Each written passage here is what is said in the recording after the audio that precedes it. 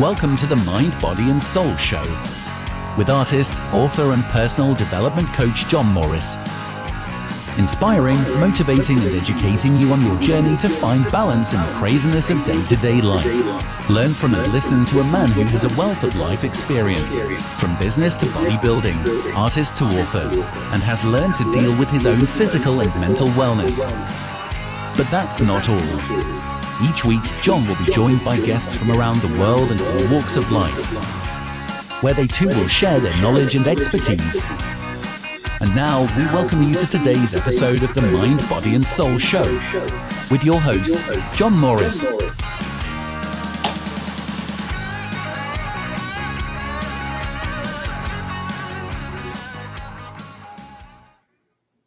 Okay, folks, and welcome to another exciting episode of the Mind, Body and Soul Show, where we help you find balance in the craziness of day-to-day life. I am your host, as always, John Morris, and welcome to the show that's a little bit different, a little bit unpredictable, and you never ever know exactly what's going to happen. Now, I was expected to be joined by my guest today, but unfortunately, he hasn't appeared yet. So there has been a changeover, though, folks, with the time. So until he appears and manifests, I'm going to be filling some time. But what better way, I thought, to begin the show than with a little bit of teaching of something a little bit different. Have you ever heard the phrase, the ability to see things through another person's eyes? Well, to illustrate this, I want to share with you the story of the Rubik's Cube. Now, this is one that I have plucked out. You'll see behind me, by its absence, my best-selling book, The Battles We All Face. And in it, we have a chapter on it called Seeing Through Another Person's Eyes. It's all about perspective. Now, perspective is really, really an amazing thing, because when you can see through another person's eyes, and you can create perspective, and you can have that little bit of perspective, it can change your entire world. Now, what is perspective? Well, by my definition of perspective, it's not only being able to see through another person's eyes, but it's also being able to create a little bit of separation between your mind and the situation that's going on. So you're not responding, you're observing a situation rather than reacting to it. And that's really the teaching that I want to just put forward a little bit here with the Rubik's Cube.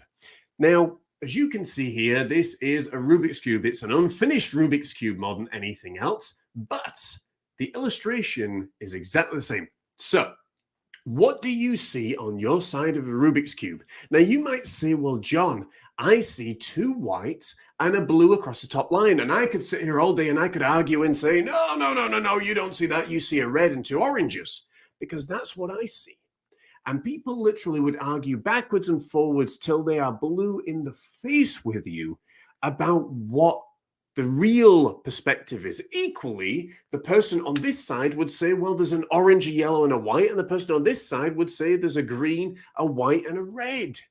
Now, which is the true perspective? Well, it doesn't matter about the true perspective. What really matters is if you were unable to move from the spot that you're in right now, and this is all you could see, what's right in front of you, what you would actually begin to ask, I hope, is what can you see?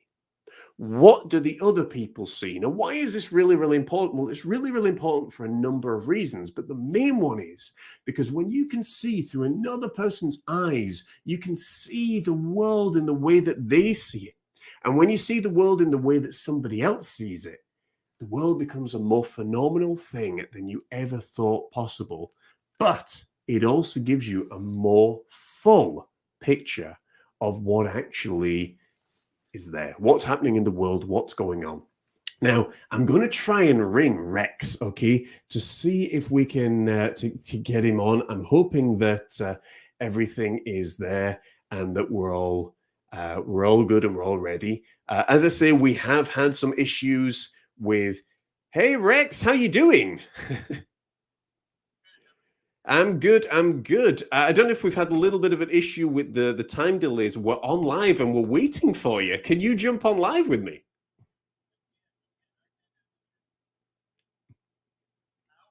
Oh, right. That's brilliant, Rex. We'll see you on in a few minutes. Take care. See what happens, folks, when the time difference goes on, and like I say, you never know what's going to happen live on here, because the time difference for you guys in the United States, if you're watching, it has literally just changed. What, 2 weeks ago? For us, it's just changed, and it's knocked everything out of sync. But hopefully, you got a little bit of something out of there with obviously the teaching on the Rubik's Cube, which is one of my favorite teachings. And like I say, when you can see things through another person's eyes, it really opens doors in a more amazing way than ever before. And if you guys got any questions for us during the show, please do feel free to write them in the comments section, either for myself or my guest that's going to be joining us. He's just come on. So without further ado, we're going to do an introduction for him. He is somebody who, like myself, has lived enough for multiple lifetimes.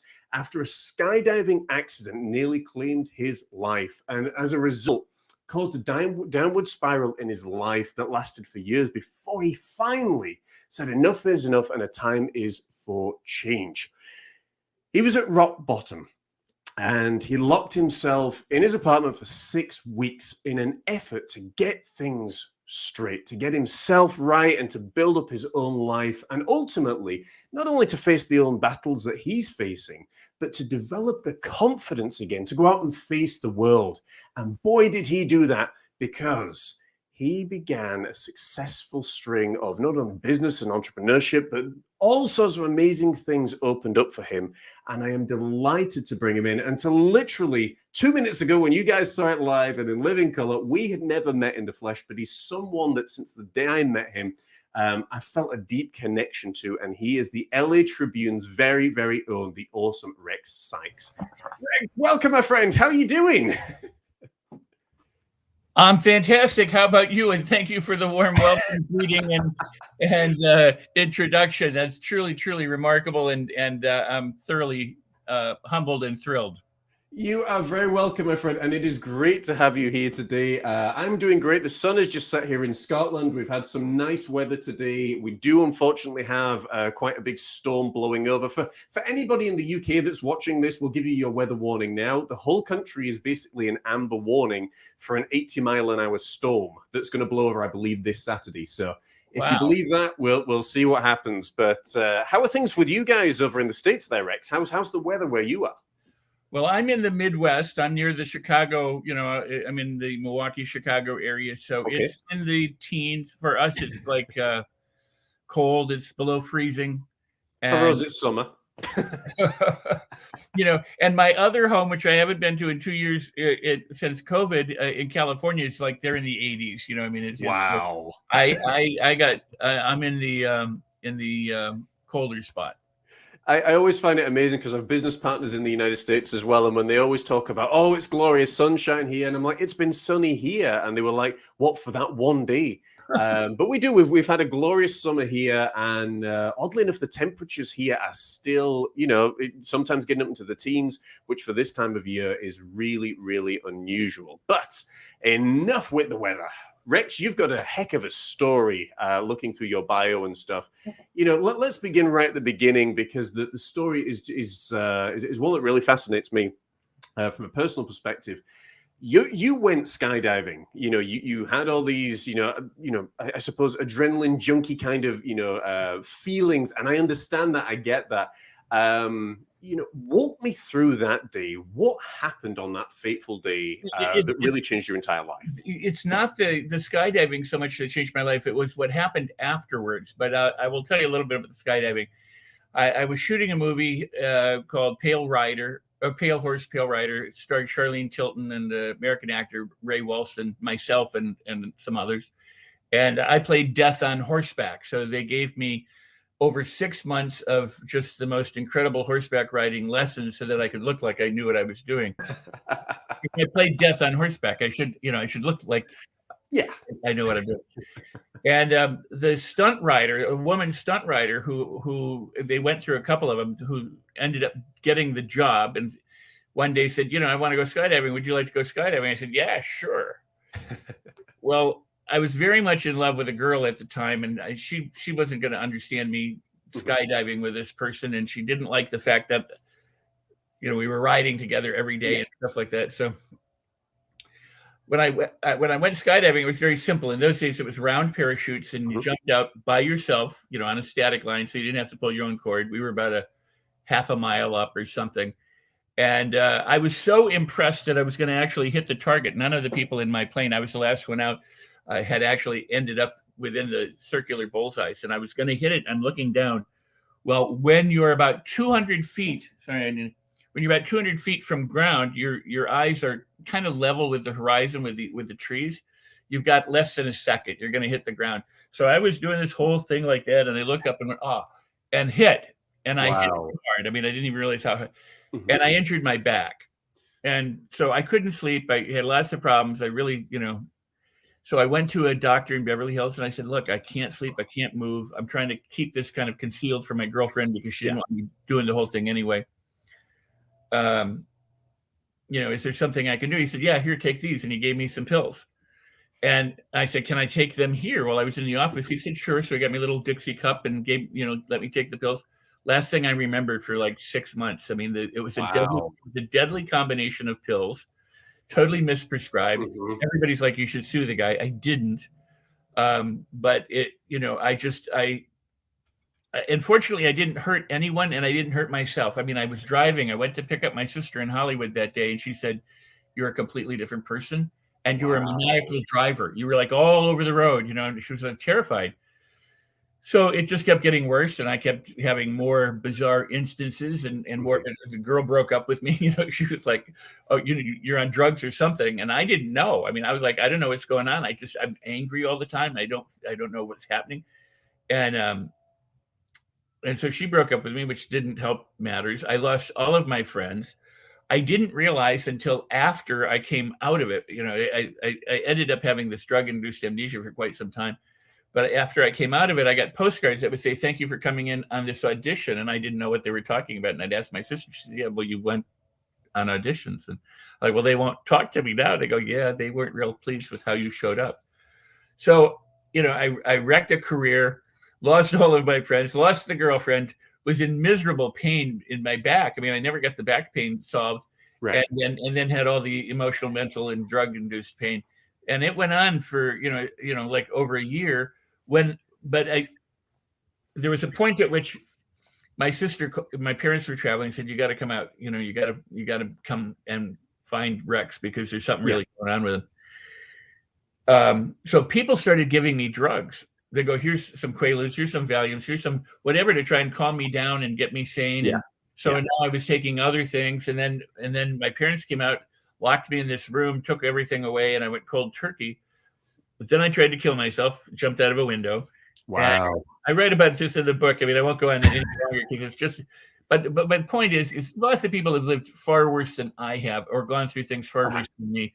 And I've had numerous other occasions, not unlike this in some ways in my life, both before and since. But this was a defining moment for me because I came out, I felt such remorse and such guilt. I didn't know what happened. I couldn't figure it out. Nobody would really talk to me or tell me. They were just like, you lost your mind. So at some point, after I went through another bout of like just horribly drinking, because I was so I couldn't live with myself. I started abusing alcohol. A friend of mine said, you're going to die. You're going to die. You've driven your car off of a cliff. I had a mafia guy threaten to kill me because I was in. Wow. I know. I mean, I was pushing people. I mean, unlike me, I was like apparently pushing some big mafia guy around in a club, and he the next day called me on it, and I don't think it was physical, but I was just being intrusive. Anyway, I decided to lock myself in this apartment, in my apartment, and I was like, I'm not coming out. I can't go out until I can get straightened out. Yeah. And so that's what I did. I sat in a chair. I had been using hypnosis since I was 11. I'd been meditating since I was a child. I affirmed, I meditated, I visualized, I did hypnosis, I did everything. And nothing seemed to work for a long, long time. And after about 4 weeks, I realized I'm asking myself all sorts of wrong questions. I'm going, why did this happen to me? Even though I'm saying I can go out and I can be confident, I'm like, I don't know why this happened to me. I don't know what's wrong with me. I'm never going to get my friends back. Am I, that kind of, how long is this going to take? And I realized at some point I didn't care about any of that stuff. Yeah. What I needed to know was, how could I get myself together? How quickly could I do it? How could I feel confident? And if I were to feel confident, what were the things that I'd be able to do? And I shifted my mind from all of the questions that led me, deeper into the problem to questions that. So this is when I discovered. I mean, questions have been around since the dawn of time, but what I really discovered was that questions are truly powerful for aiming your mind and for setting directions. I didn't set goals, but I set directions. Like, I want to feel better, and I want to be able to live and move through the world confidently. I want to be able to win my friends back. How can I do this? And it wasn't the how so much as it was the, what am I going to discover along the way? How can I feel? What can I feel that's different? How soon? This was a big question for me. How soon am I going to feel good? How quickly can I discover myself feeling good? Yeah. Not is it going to happen someday, but what's the first thing I'll notice when I notice myself being better? Because I was always focused on what was broken and what was wrong. Yeah. And I started to shift my focus to what was right. Well, within about 2 weeks of asking myself over and over, I sat in this chair. I literally sat in an easy chair for 6 weeks, all day long, all night long. I got up to go to the bathroom and have some food, but I stayed there. And after about 2 more weeks of this, I started to feel like, wow, I could begin to go out in the world. I could do, this was looking a massive amount of improvement. And so I did. I started to venture out into the world, kind of like, a toddler, going out, starting to walk for the first time. But I ventured out. I continued to ask questions. And eventually I did, win most of all my friends back. I did get my career going again. Took a long time for that. The girl and I became friends, but we didn't resume a relationship about a year or more later, but if this had not happened to me, I wouldn't be where I am today. And that's the thing that I try and tell people. I've lost lots of money and had other problems in my life, crowning moments, where those kind of big ones. And yet there are people who do this for extended periods of time chronically. And my message essentially is, there is hope. You can do it. You need to direct your mind in a positive way. Let go of the past. The reason why people will say, you say you don't need to go back into your beliefs and you don't have to do all this. I couldn't. I didn't know what had happened. I had amnesia. I mean, drug-induced amnesia. I couldn't go back and relive those things. I didn't know what they were. So I couldn't go back. I just had to kind of blanket forgive myself and go, I release myself for anything and everything I've done. And whatever beliefs I had, I didn't go back and start going, okay, well, what do I believe? And anyone can do that stuff, but I couldn't at the time. So what I discovered though, was by shifting my mind toward the positive, and then really seeking to discover how I could feel better, not just think better, but feel better. That as I felt better, I thought better. As I thought better, I felt better. And it was successful, and I started to move up and things started to happen. And that's my message, is that anyone, because I'm not smarter than anybody else. I'm stupider than a lot of people. So, but I found a way out of a lot of pain and suffering, and so can anyone else. They just have to give themselves the opportunity to do it. I find it amazing, and that actually answers a lot of questions to me, I suppose, as to why I felt that connection with you, because believe it or not, aside from the age difference, that is very similar to what I went through. I was diagnosed with colitis when I was 15 years old and prescribed prednisone, or prednisolone as we call it over here, which is basically a steroid. Now, for most people, the most side effects that they will get is either weight gain or, a few mood swings here and there. For me, what Rex has just described, I literally went through, but I didn't go through it for 6 months. I went through this for 3 years to the point. Like Rex was saying, I lost a lot of friends over it because people were looking at me like, who is this guy? Why is he behaving like that? I had, and I worked for the church for a long time as well. I worked for it for 15 years. And I was involved with it for a very, very long time. Directions and things have now changed for me and progressed in a lot of different directions. And I'm happy and at peace about that for certain. I think, a lot of people are going to find their own ways for sure. But exactly what Rex has described, until last year, I was very much like that person. I was angry all the time. I was bitter. I was bitter about how people had treated me, how they'd responded, why had they done this, why had they done that, until eventually, I encountered, as we looked at on Barry Shaw's show, Wayne Dyer. And I was sitting downstairs when the office was downstairs. I put on YouTube, and for whatever reason, never heard of Wayne Dyer before in my entire life. And he came on, and within 2 hours, all the bitterness had gone, all the rage. And I went through and I told my wife, and it was literally like this divine, divine spirit just came and blasted through all those walls that I was, that I had put up. And that I was, like Rex, like you said, I, at that point, was probably one step away from alcoholism. So many times when I was taking those pills, I would say to my wife, I was like, my emotions are so all over the place. I don't know how I can get through the day.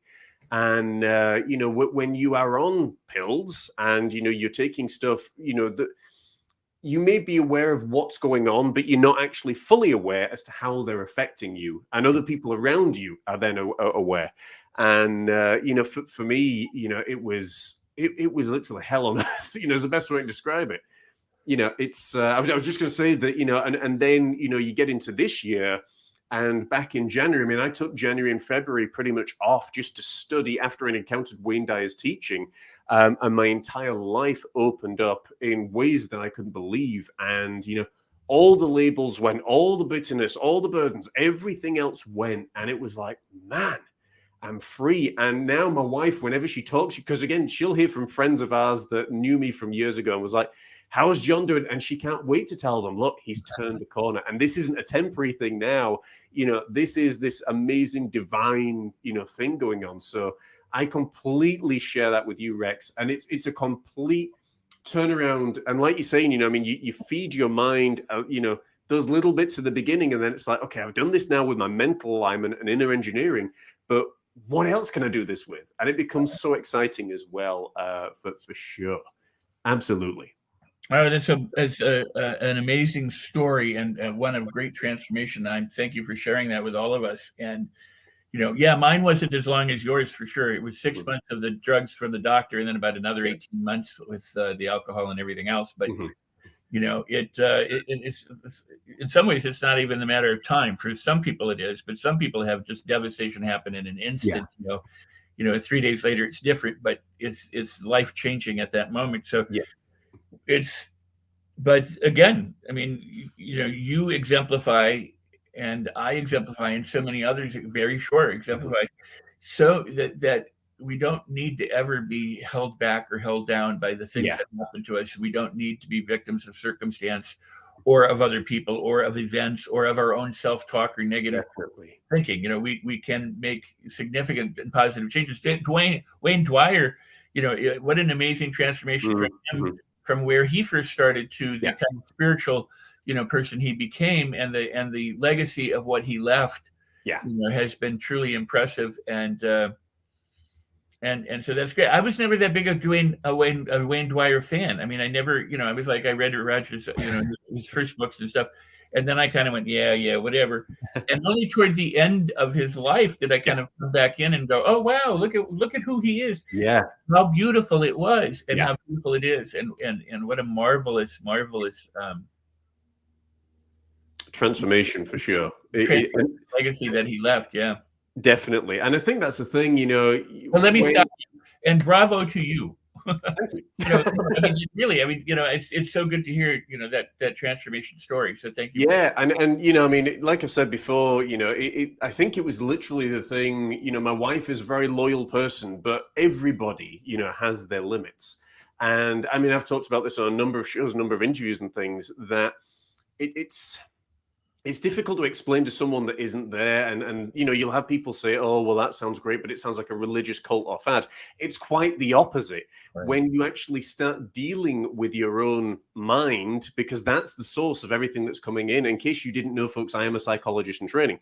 When you start dealing with your mind, which is the root of all of the stuff that we see, going on. If you want to know the world's, the issue with the world's problems and things, you look no further than the mindset of, the world leaders, the people that are creating this stuff and stuff that's going on. Equally, you look for the good stuff that's there as well. And when we come back from commercial break, we are going to be talking all about the good stuff. So do stay with us. Keep asking your questions, folks. I'm seeing some of them jumping into the comment section, and we'll catch you in a couple of minutes. Hello and welcome to the Los Angeles Tribune. Since 1886, our name has been a part of the world of journalism.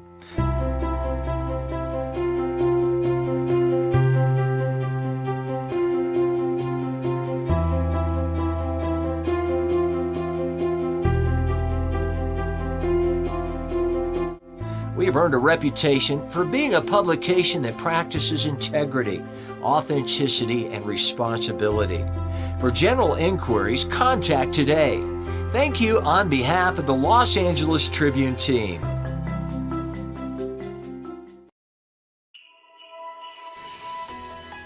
It's that time of year again! A time of lights, trees, and presents galore. It's also a time filled with stress, worry, and frantic panic in the search for that special gift. What do you buy the person who has everything? The answer, you buy them something that can't be found on the high street or in any shop, but only by special order. You buy them something made with love. Through the power of a paintbrush and the magic of some paint, I create paintings for people from all over the world and in all shapes and sizes. Portraits, pets, landscapes, seascapes, and so much more. Just like Santa, I too love to spread the gift of joy to people all over the world. Christmas can be an immensely stressful time of year. Will they like it? Won't they like it? Well, when you order with us, you're ordering something that your loved one is guaranteed to love. We take all the stress away for you. It is as simple as 1, 2, 3. Send an email with the picture you desire. Choose the size and frame of your choosing, and we will take care of the rest. Shipping is even on us. And if you're looking for something even more unique, why not come and visit our online shop where you can order my best-selling self-help book, which is packed with my artwork. Why not even order my CD and even prints and gift certificates and so much more awaits behind those doors. So what are you waiting for? Come and visit us and click on that link. We're looking forward to hearing from you and helping in any way that we can. And from all of us here, we wish you a very, very Merry Christmas.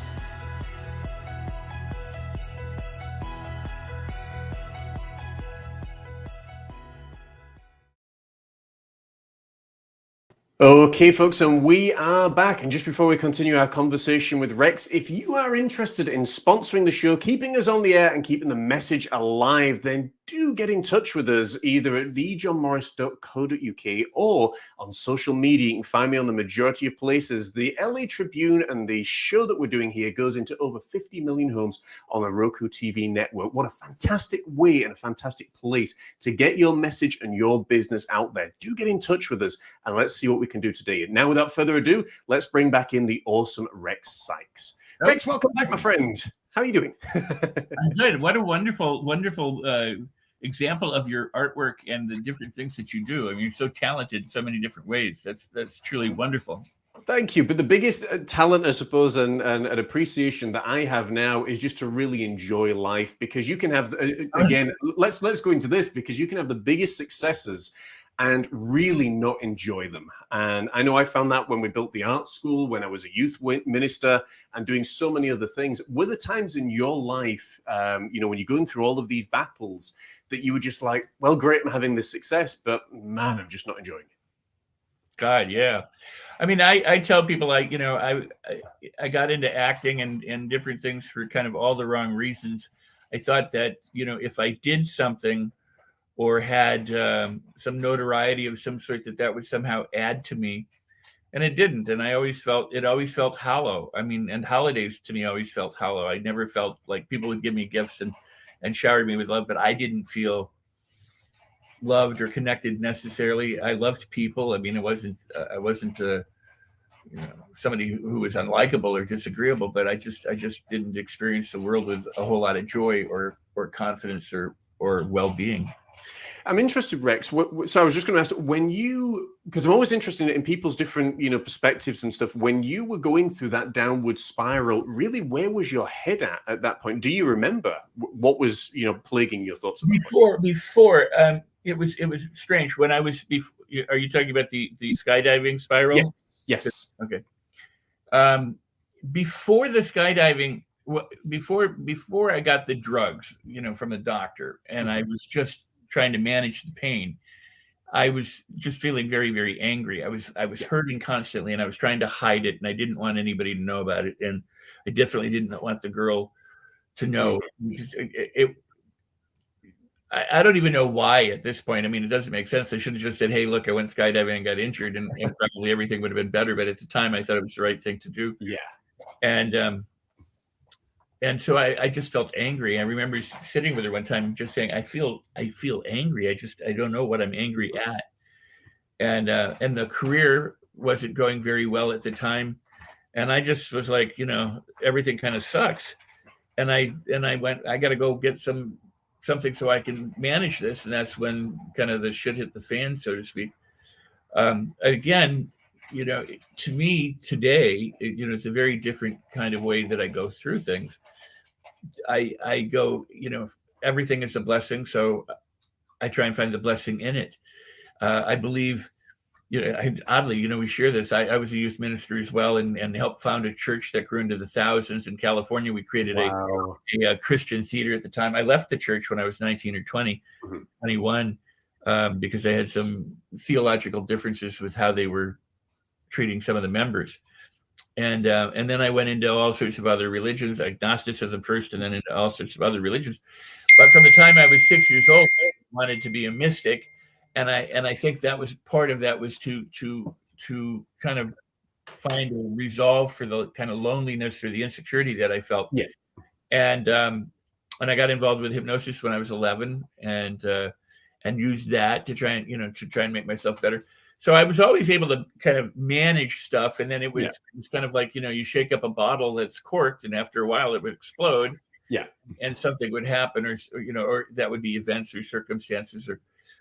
So what I've since learned is that I'm completely responsible for all of it. Mm-hmm. And that I don't have to go through and uncover it or any of that. I can heal, and anything that's good or bad that happens, I'm responsible.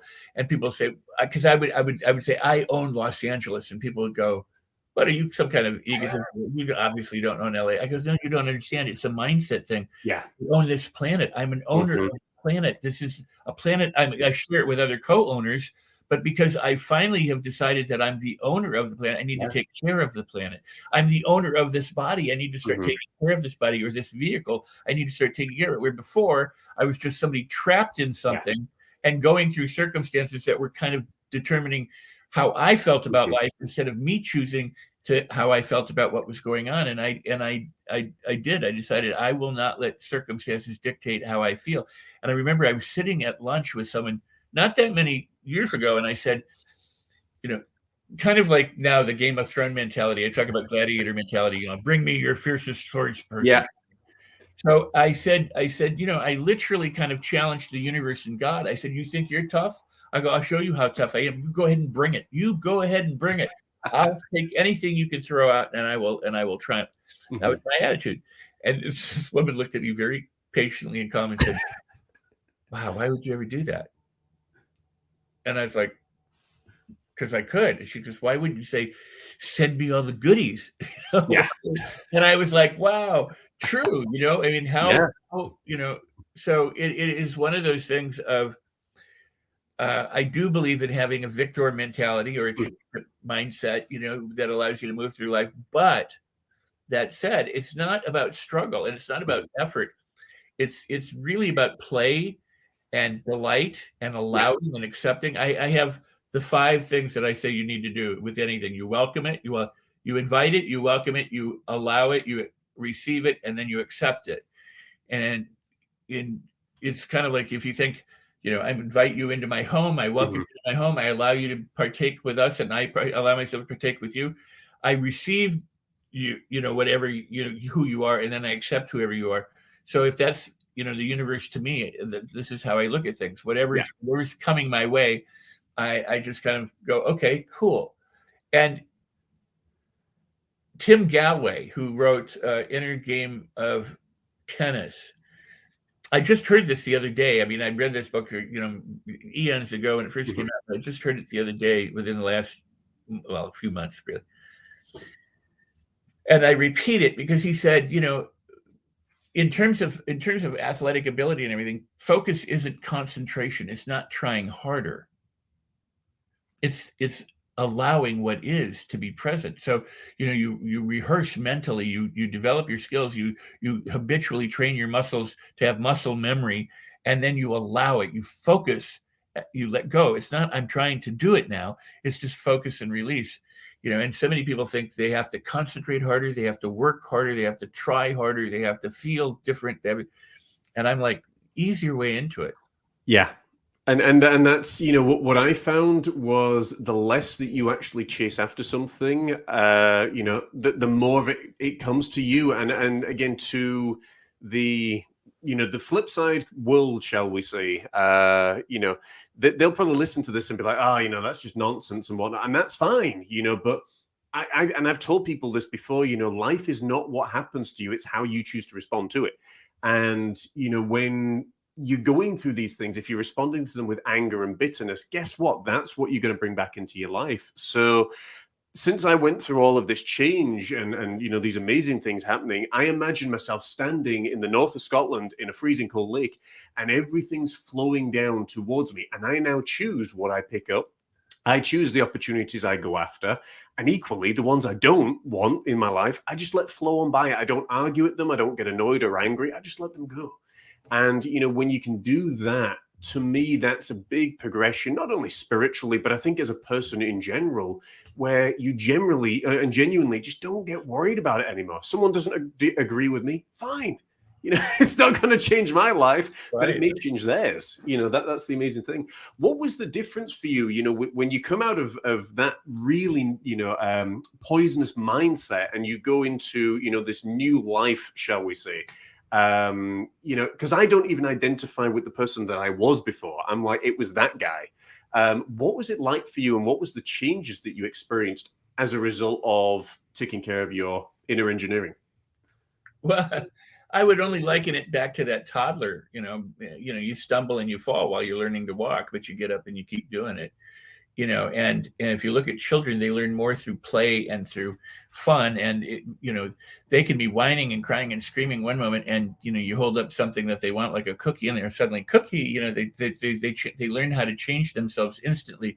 There's not that baggage. They have to, in order to have the emotional baggage, they have to be trained into it. They have to make it a habit to hold on to less than glorious moments, and then remember those and go, when 5 years ago this thing happened to me and I've been living with the consequences ever since. That's learned. That's not how we're born. And so for me, it was learning to overcome that tendency and explore the world as a child, to and the beautiful quote of unless you become like a little child, you don't enter the kingdom of heaven. In terms of mindset, that's so true, because if we don't approach things with kind of an innocence and an optimism and a positivity and the playfulness and the fascination and curiousness, inquisitiveness of a child, we get jaded, and we get somber, and we get stuck in our ways, and we're really truly creatures of habit. So I try and tell people you can change your habits. And you said something about other people kind of dismissing it. There are people who think positive thinking is you can be toxically positive, but you can give false hope to somebody. And you can't give false hope to somebody. You either give them hope or there's no hope. There's no false hope. What's false hope? Doesn't even make sense.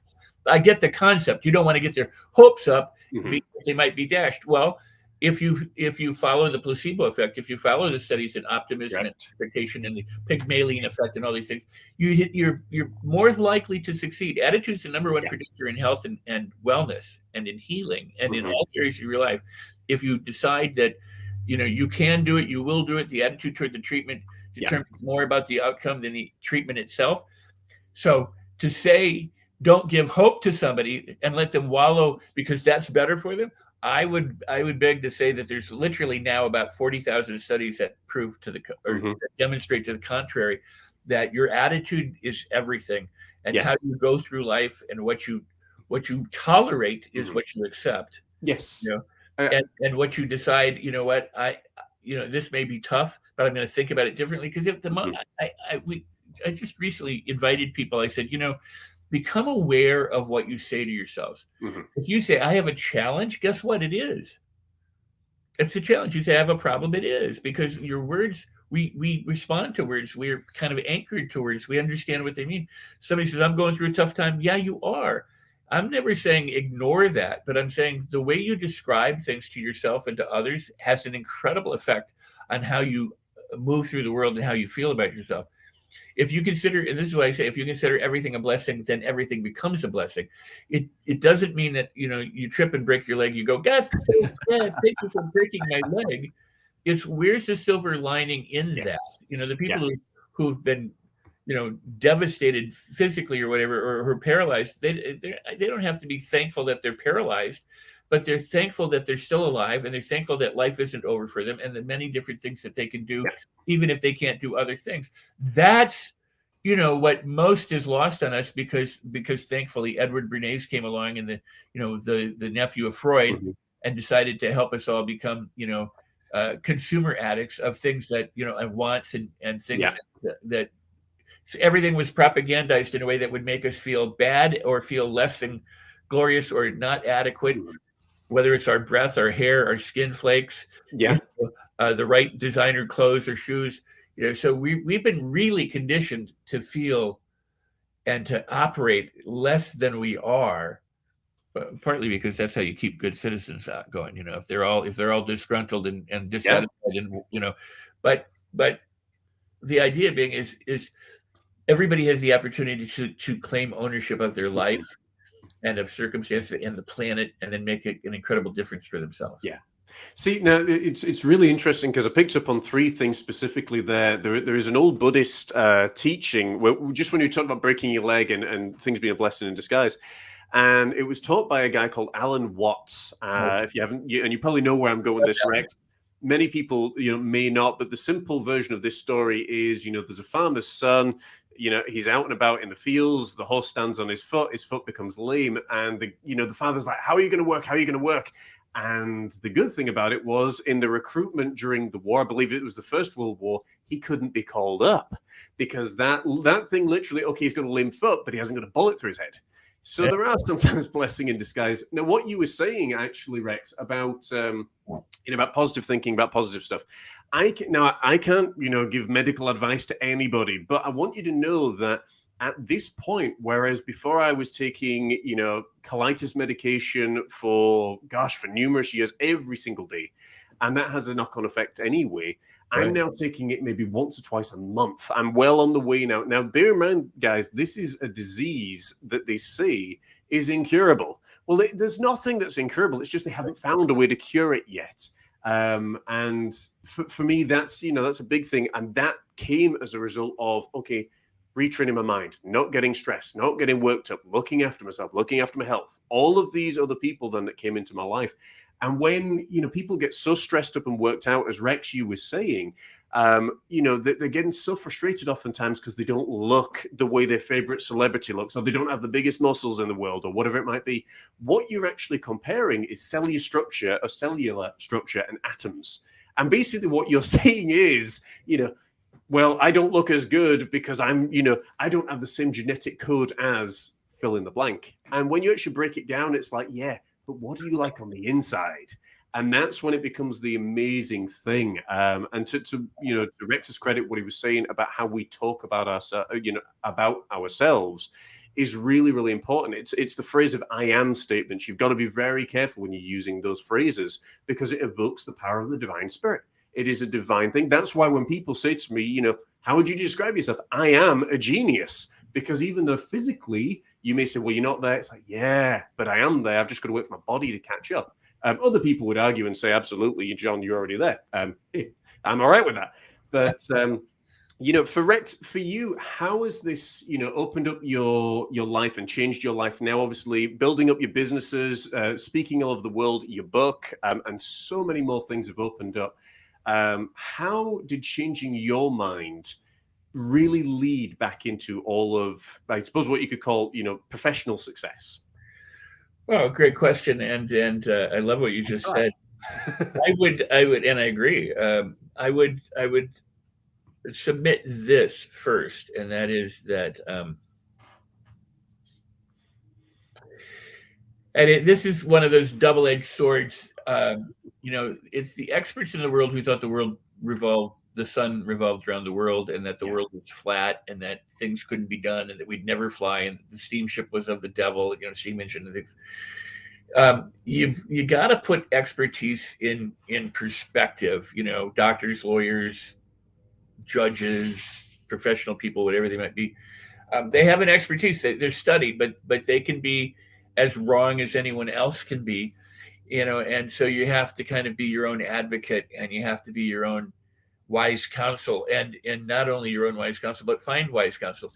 There are people who say, never let anybody rain on your parade. Well, sometimes people raining on your parade is feedback that you do need to pay attention to, not malicious raining. They're not just they're trying to get you to pay attention to something, the same way that the alert on the dashboard of your car is going, there's some attention that needs to be here.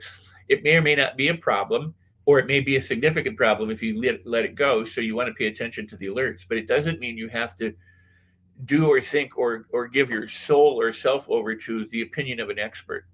That's why in medicine there's usually second opinions.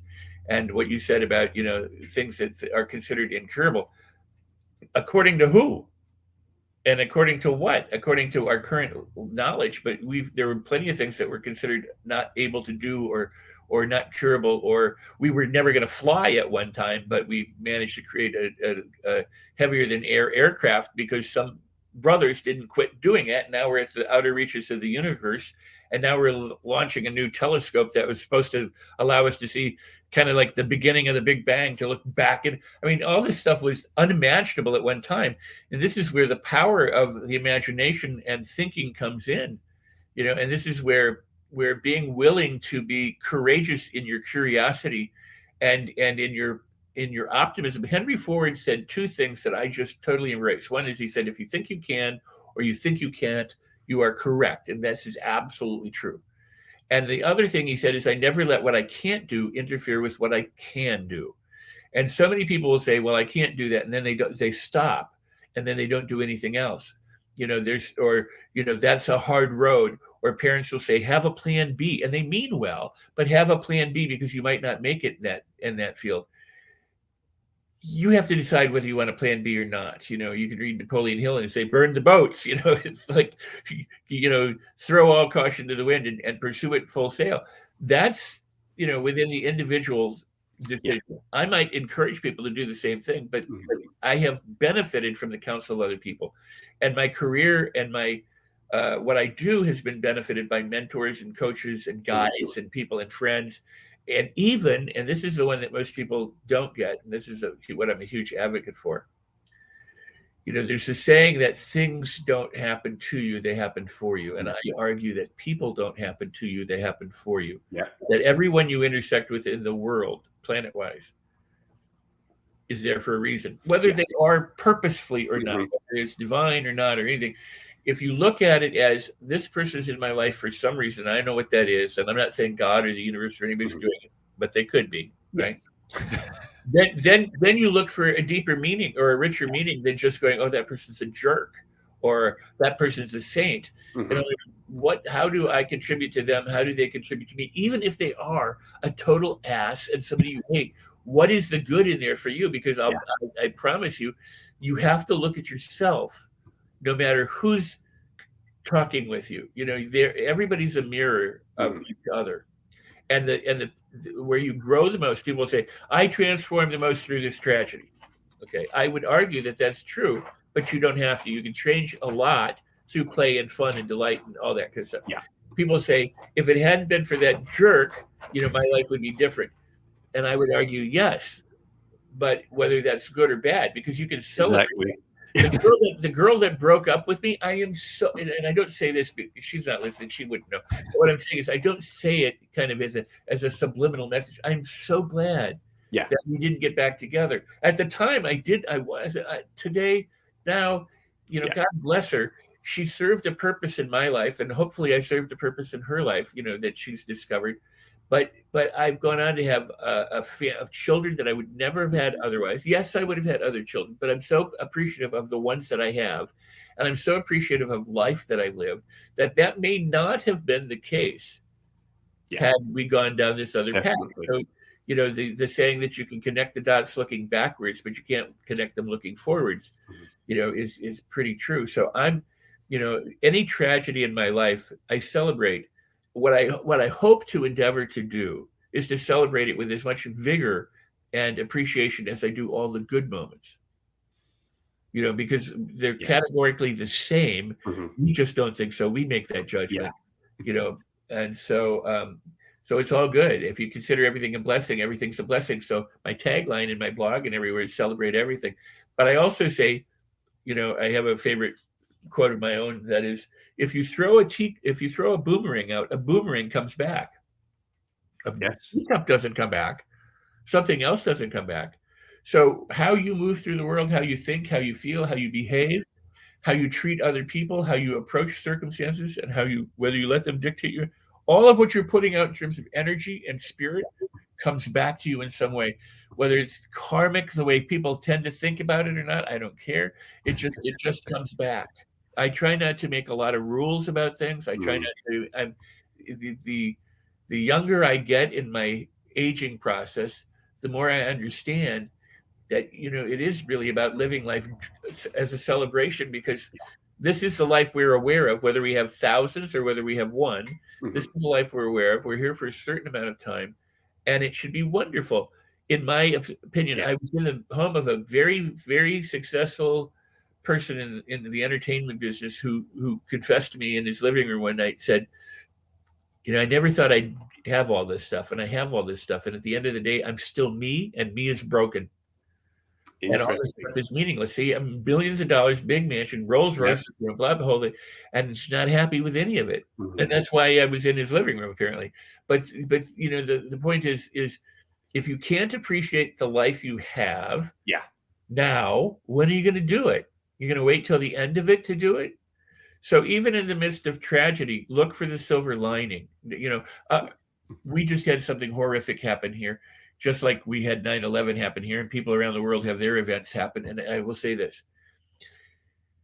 Some person drove through a crowd, and we don't know all of the answers yet, and 5 people are dead, 48 are injured or more deaths could occur. Very bad act.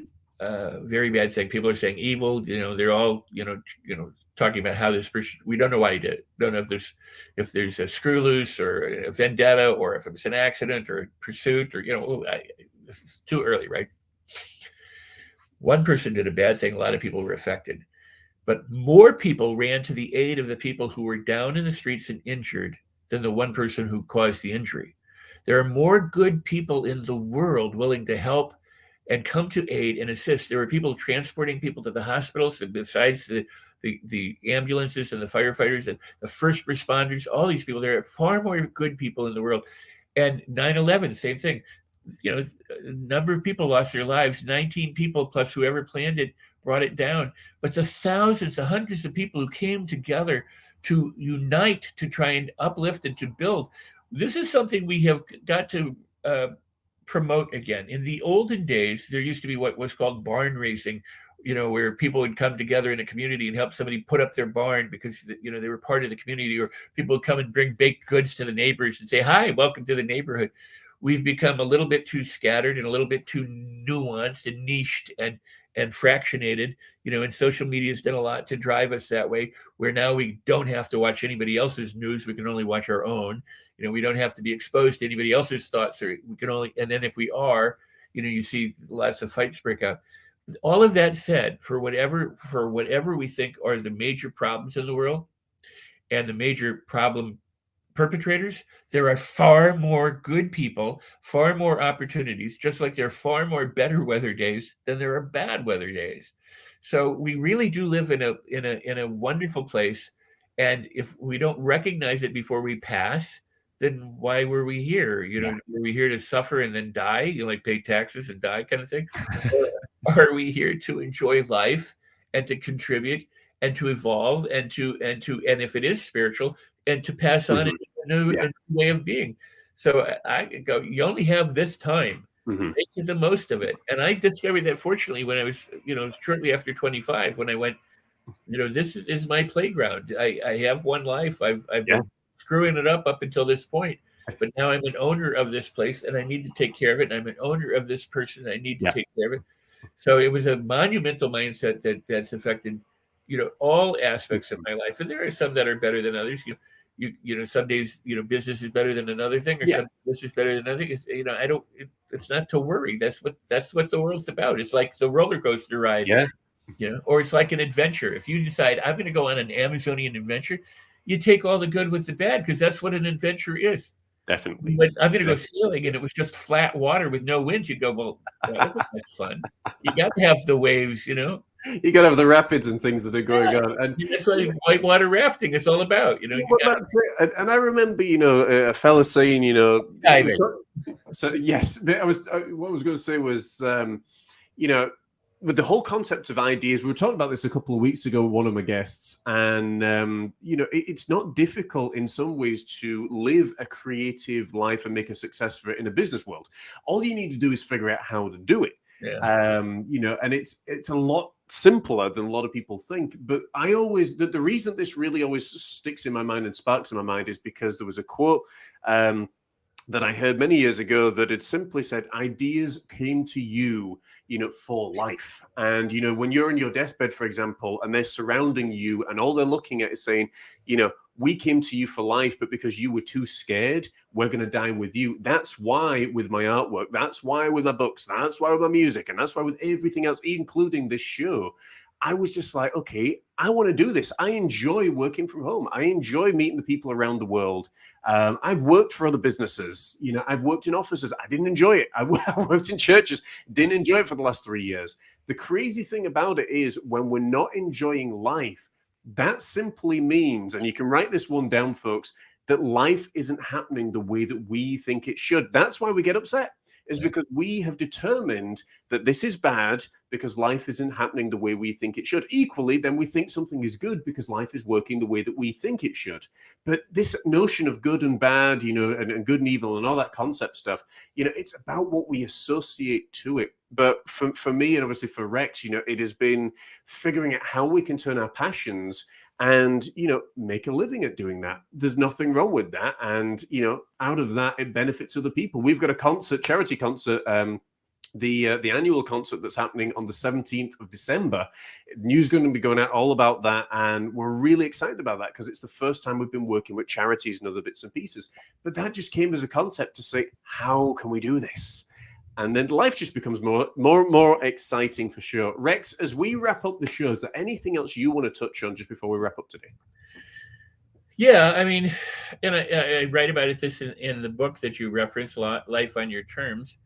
And I talk about it a lot. And that is, before humans were on the planet, lots of things happened. The plates shifted. There were volcanoes, lightning strikes, forest fires, earthquakes, tidal waves, tsunamis, whatever, snow, frost, had. Well, and there was nobody there to call it good or bad.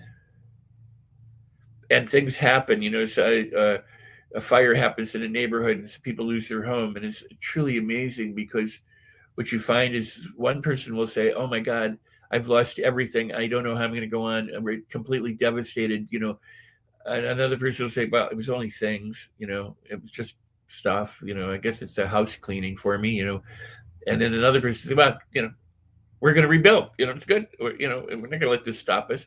So you can respond to anything, or, the problem is people react to stuff, but you can learn to respond to anything any way you choose to. And so choose the way of being that allows you to live life most fully and most successfully, and most happily and most delightfully. Your response to negativity, your own self-talk or circumstances determines how much enjoyment you'll have in life.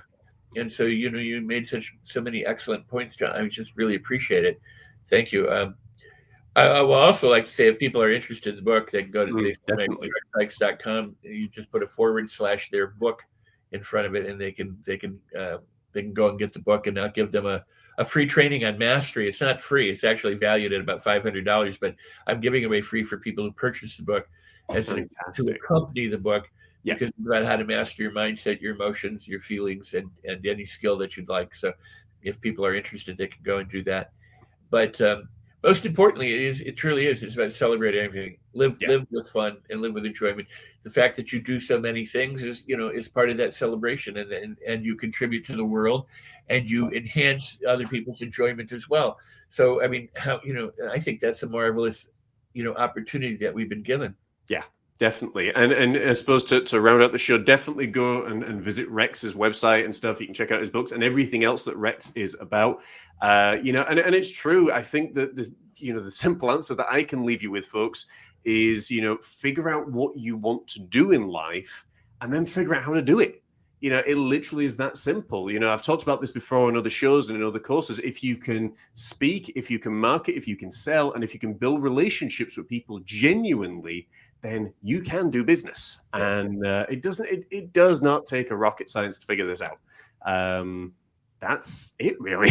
As simple as that is. If you study, people who've done a lot of business, there are a lot of morons who are running truly successful businesses. That's and it. I don't say that pejoratively. I'm saying it by their own admission. There are people who didn't know what they were doing. Yeah. And they decided to go ahead and go into it. And they either got coaching or mentoring, or they read a book, or they did something, but they kind of said, I'm going to do this. And it wasn't that hard. It wasn't rocket science. You provide something for someone else, and they pay you what they think it's worth. And then part of your job is to let them know what you think it's worth, and then there's a barter and exchange. I mean, it isn't truly, but more than anything, it is relationships, and it is adding value and contributing, and that's what you so wonderfully do, John. It's always amazing, I suppose. I know we could talk backwards and forwards. There's been some fantastic comments that have come in today. I want to thank everybody for watching and for commenting for sure. But, I suppose more than anything, it is, it's just about figuring it out and not being afraid to take those steps. Hey, you get one go around about this. If you've got an idea, it's there for a reason. And, you can certainly pull it out. But we are out of time, and it has been a delight. But Rex, thank you so much for being my special guest today. It has been a delight.